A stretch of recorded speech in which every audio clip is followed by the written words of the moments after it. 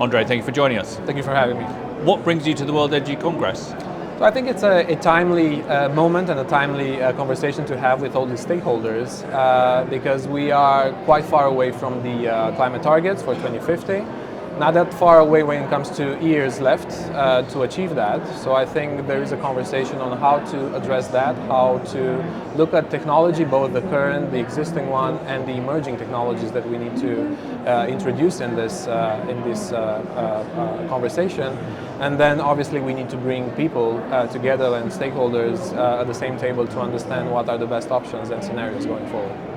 So you're focused on digitisation. How does digitisation help the transition? I think we are talking about a set of benefits that are unlocked by a more digitalized energy system, because I think that's important to understand that we have a level of digitalization, but not the one that would basically unlock what we call system efficiency. So in a nutshell, we are talking more about integrating this increasing intermittent energy generation, which is green, to the demand that we all know is increasing, basically. This intermittent and somehow, to some extent, hard to predict generation from renewable sources is somehow very difficult to integrate in the current way of consuming energy. But digitalization, with all the platforms, the technologies, and the software that we have behind that, would make that more possible, would unlock this efficiency both on the supply side and the demand side, and would basically also transform the way we consume energy and the way we carry energy from the generation point to the consumption points. And what would you say the main challenges are? So I think at the moment we are all aware of the benefits of that, or stakeholders or decision makers, if you want, are quite aware of the benefits of digitalization. I think digitalization is not a controversial topic. We have different views on how to address the energy security scenarios, but no one really disagrees with the need of having a higher digitalization level across our energy system. So starting from that, I think it's a very good point. But at the same time, we are talking these days about investment. So there is an upfront cost, obviously, that would lead to efficiency also in terms of costs and bills later on.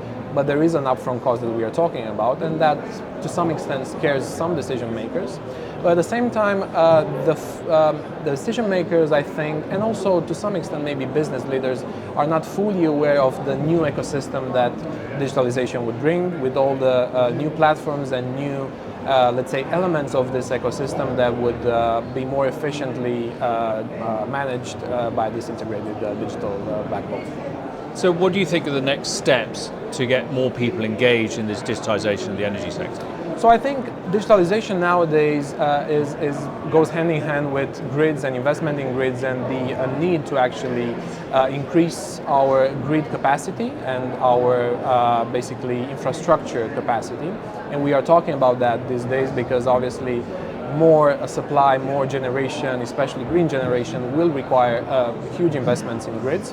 So I think that is these days is somehow correlated with a higher digitalization level and implicitly investment in digital grids. So I think if we are focusing on that, and I don't think we have up to this moment, I think we will also look into digitalization and how to couple these new energy grids, energy networks with more digitalized solutions. So I think it's about investment, it's about how putting the backbone of this energy, the new energy system, the energy system of tomorrow will unfold, and how we can do that in a more efficient manner. So this year's Congress theme is redesigning energy for people and planet. What does that mean to you? So I think it is about that, because we are moving in an accelerated way to a new form of consuming energy. Obviously demand is increasing, but it's not only that. I think we are looking at different geographies that have very different starting points, and they tend to consume energy in different ways to one another. So I think that's important to understanding how to redesign the global, let's say, energy system, and how to deploy certain technologies, digital included, into this framework. But I think the previous 2 years, at least 2 years, have shown the limits of the current, let's say, framework of energy markets, of how we trade commodities, of how geopolitics are actually shaping this conversation. So I think it is the moment, and it's a timely conversation to have of how to redesign all these elements that make a combined piece for this new energy ecosystem that we are about to enter in the next few decades. It's an exciting moment for energy. Absolutely, absolutely. Great. Andrei, thank you very much for joining us. Thank you for having me, Matthew.